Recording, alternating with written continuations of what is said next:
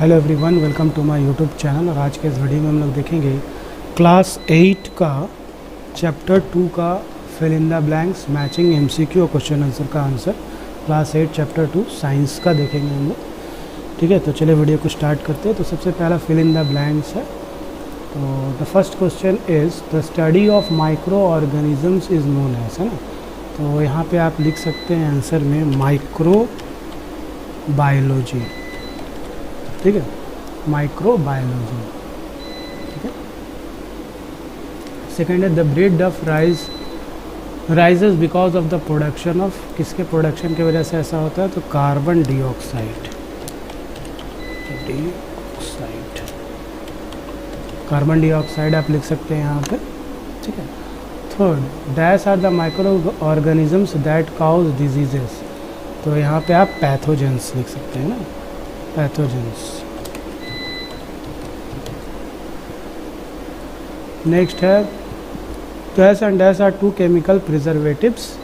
तो यहाँ पे केमिकल प्रिजर्वेटिव्स आप लिखेंगे सोडियम बेंजोएट, सोडियम बेंजोएट। ठीक है, सोडियम बेंजोएट। और इधर लिखेंगे पोटासियम बाईसल्फाइड, यहाँ लिखेंगे आप पोटासियम, है ना, मेटाबाईसल्फाइड, मेटाबाईसल्फाइड। सोडियम बेंजोएट हो गया और इसमें हो गया पोटासियम मेटाबाईसल्फाइड, METABISULPHITE। और लास्ट क्वेश्चन है, आप देखिए dash is a fungus that causes food poisoning. तो यहाँ पे Aspergillus, Aspergillus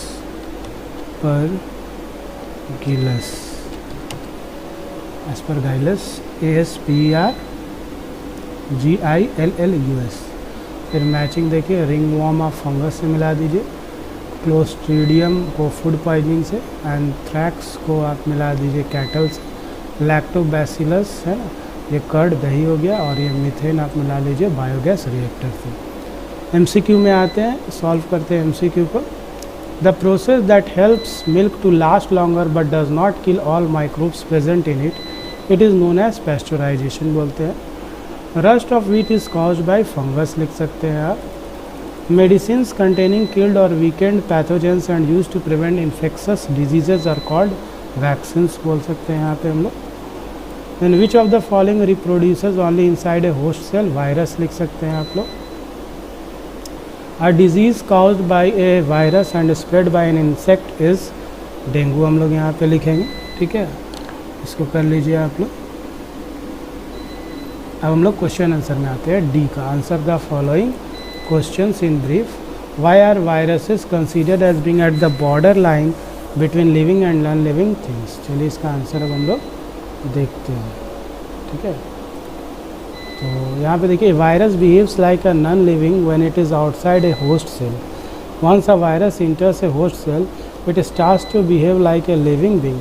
due to this viruses are considered as the border line between living and non living. Next question है what is fermentation, how is this process useful in the food and beverage industries. तो fermentation क्या होता है, N एनाएरोबिक process through which sugars और carbohydrates are converted into alcohol, है ना, जिसमें sugar और कार्बोहाइड्रेट किसमें कन्वर्ट हो जाता है, अल्कोहल्स और एसिड्स में, एंड कार्बन डाइऑक्साइड में, किसके द्वारा, बाय माइक्रो ऑर्गेनिजम्स। तो इसको हम लोग फर्मेंटेशन बोलते हैं। Fermentation is useful in the food and beverages industries in various ways. It helps in making tasty dosa, it helps in making bread and cake, it helps in making wine. इन सब चीज़ों में हेल्पफुल होता है। ठीक है, in the absence of micro organisms the earth would become a heap of dead plants and animals. तो ये आपको क्या करना है, जस्टिफाई करना है दिस स्टेटमेंट को। तो चलिए, व्हेन ए प्लांट और animal dies its remains are decomposed by micro organisms. Decomposition is the process through which all constituent materials of a living being are sent back to the environment. Had there been no microorganisms, dead remains of plants and animals would be keeping on accumulating all around us. So it can be said that in the absence of microorganisms, the earth would become a heap of dead plants and animals. Next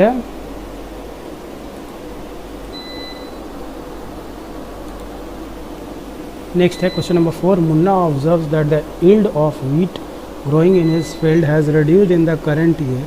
He gets the soil tested and the report confirms the deficiency of one particular nutrient. Accordingly, he is advised to grow peas after harvesting wheat. तो बोल रहा है कि name the nutrient found insufficient. कौन सा nutrient insufficient है यहाँ पे? तो यहाँ पे आप आंसर लिख सकते हैं nitrogen. How do you think growing peas will help in replenishing the soil? The pea plants give shelter to rhizobium bacteria. These bacteria carry out nitrogen fixation in soil. Thus, pea plants helps in replenishing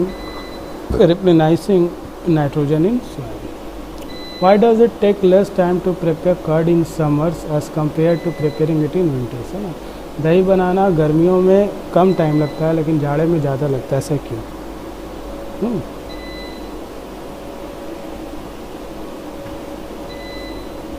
So microorganisms produce at a faster rate between 20 to 40 degrees centigrade. They reproduce at a much slower rate when temperature is below this range. Milk is converted into curd by multiplication of lactobacillus, है ना? That is why it takes less time to prepare curd in summers as compared to preparing it in winters. Why does it take चाहिए हो गया। How, आगे question हम करते हैं 5 के बाद। How are the following diseases transmitted? है ना, मलेरिया कैसे ट्रांसफ़र होता है? By female anopheles mosquito. Common cold through cough droplets in air. Tetanus through cut by a rusted iron article. Typhoid through contaminated food water. फिर है water antibiotics. How are they produced? Give 2 examples of these. तो antibiotics are chemicals that inhibit the growth of other harmful micro organisms by affecting their life processes. Antibiotics are prepared from microorganisms. 2 examples are penicillin and streptomycin, आप लिख सकते हैं।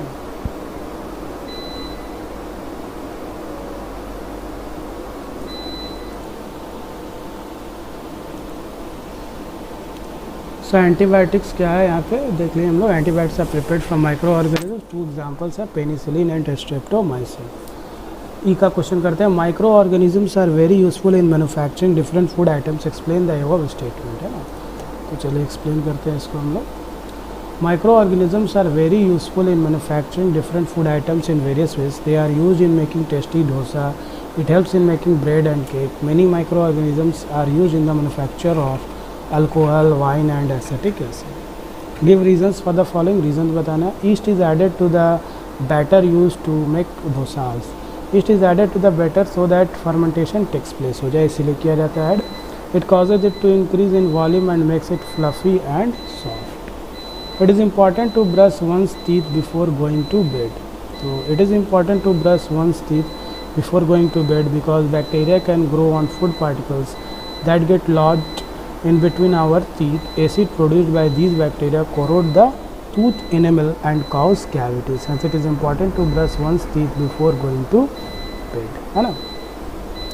तो ये important है कि हम लोग ब्रश जरूर कर ले बेड पे जाने से पहले, क्योंकि bacteria can grow, food particle में बैक्टीरिया ग्रो होने लगता है, that get lodge in between the teeth के बीच में आ जाता है और एसिड प्रोड्यूस करने लगता है। ये जो बैक्टीरिया है acid produce by these bacteria, और फिर वो क्या करता है, कोरोड ख़राब कर देता है टूथ पैनल को, और किससे क्या हो जाता है, काउस कैविटीज। तो हम लोग को ऐसा करना चाहिए कि to brush once teeth before going to bed. Reducing the quantity of salt in pickle can cause it to go bad soon. बोल रहा है कि अगर क्वांटिटी जो है सॉल्ट का, नमक का कम हो जाए अचार में तो वो जल्दी ख़राब हो जाएगा। तो क्यों? क्योंकि salt reduce the water content of pickle, है ना। सॉल्ट कम हो जाएगा तो क्या होगा, सॉल्ट का काम क्या होता है, to reduce the water content of pickle. Water content को क्या करता है, कम करता है अचार में से, and make it unavailable for the growth of micro organisms. As a result, pickle gets preserved. If the quantity of salt is reduced, that it increases the growth of microorganisms.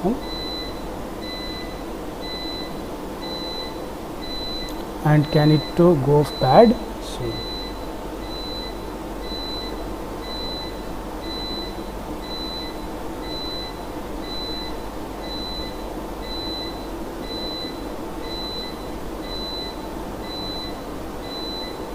ठीक है, वही बोला जा रहा है कि अगर क्वांटिटी जो है सॉल्ट का रिड्यूज हो जाएगा तो इससे क्या होगा, ग्रोथ जो माइक्रो ऑर्गेनिजम्स का बढ़ जाएगा और फिर can it to go bad, जल्दी खराब हो जाएगा।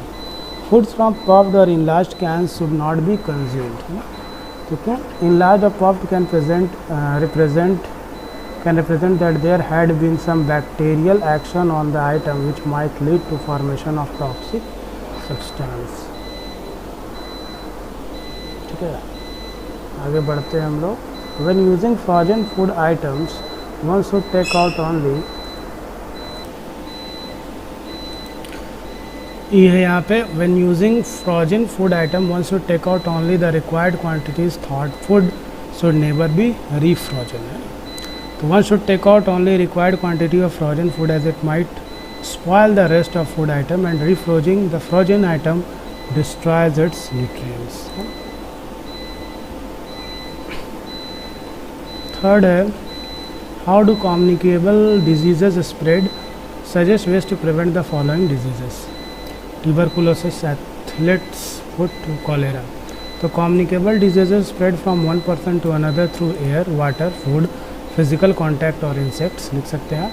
ट्यूबरक्लोसिस से बचने के लिए can be prevented by vaccination. Athletes foot it can be prevented by maintaining good personal hygiene लिख सकते हैं आप। And cholera can be prevented by proper disposal of waste and using disinfected water. 4 है water pathogens, name 2 pathogens each that cause diseases in plants and animals, है ना। So some microorganisms cause diseases in human beings, plant and animals. Such diseases causing organisms are known as pathogens. Bacteria and fungi are the examples of pathogens which cause diseases in plants and animals.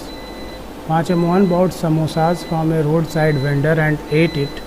After some time he felt nausea and started vomiting. He had severe pain in the abdominal region and suffered from diarrhea. What could be the reason for his condition? What is it called? How could it be prevented? This could happen due to consumption of contaminated food. This disease is called food poisoning। है, food must be properly prepared and stored to prevent food poisoning लिख सकते हैं आप। Which diseases the following likely to suffer from, है ना। Ramu drinks water from a nearby lake. This water is neither boiled nor disinfected। तो यहाँ cholera आप लिख सकते हैं। Ansu does not take a bath every day, he maintains poor personal hygiene. तो answer रिमूव हम लिख सकते हैं। Pulkit has been bitten by infected street dog, तो रैबिस लिख सकते हैं। Sohan is living in an area where the population is very high, he does not use a mosquito net while sleeping और insect repellent creams while playing in the open, malaria लिख सकते हैं। Mohan was with 2 of his friends who were coughing and sneezing. They were suffering from common cold. One of these friends did not keep a handkerchief in front of his mouth while coughing and sneezing. तो common cold। ठीक है, तो these are the solutions of class 8 chapter 2 का हम लोग solution अभी पढ़े, जिसमें हम लोग क्वेश्चन आंसर डी का, ई का, MCQ, fill in the blanks, matching का सॉल्यूशन देखे। ठीक है, वीडियो अच्छी लगे तो लाइक शेयर सब्सक्राइब करें। Thank you for watching.